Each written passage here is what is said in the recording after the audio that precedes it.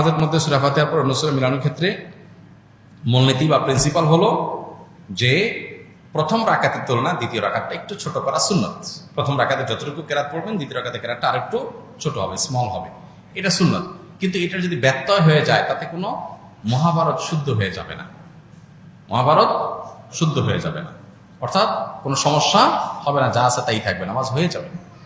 বিধায় আপনার সুন্নার খেলাফ হবে, জাস্ট এইটুকু। এটাকে নিয়ে অনেক বড় করে দেখার কিছু নাই, তবে চেষ্টা করা ভালো যে প্রথম রাকাতে যায় দ্বিতীয় রাকাতটার জন্য কেরাত যেন একটু ছোট হয়, এটা নবী সাল্লাল্লাহু আলাইহি ওয়াসাল্লামের সুন্নাহ। সুন্নাহ না মানলে এটা লবণ কম হবে, তরকারি হয়ে যাবে, নামাজ হয়ে যাবে, কিন্তু এটা অনর্থক হবে। আর ধারাবাহিকতা রক্ষা করাও সুন্নাহ, যেটা আপনি বলেছেন যে ৮০ নম্বর সূরা পড়ছেন প্রথম রাকাতে, তার এরপর ৮১ নম্বর পড়বেন, এভাবে ধারাবাহিকতা তার পরেরগুলো পড়বেন। উল্টা দিকে পড়লে নামাজ হয়ে যাবে, কিন্তু ইচ্ছাকৃত এরকম করাটা মাকরুহ, ইচ্ছাকৃত এরকম করাটা অনুচিত, নামাজের কোয়ালিটি নষ্ট করবে।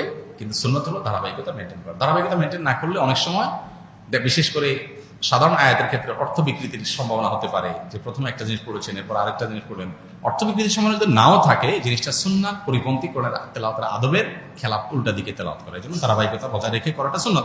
এক্ষেত্রেও যদি কখনো আপনার ব্যতিক্রম হয়ে যায়, তাতে যে গুনাহ হয়ে যাবে তা কিন্তু না, নামাজ হয়ে যাবে।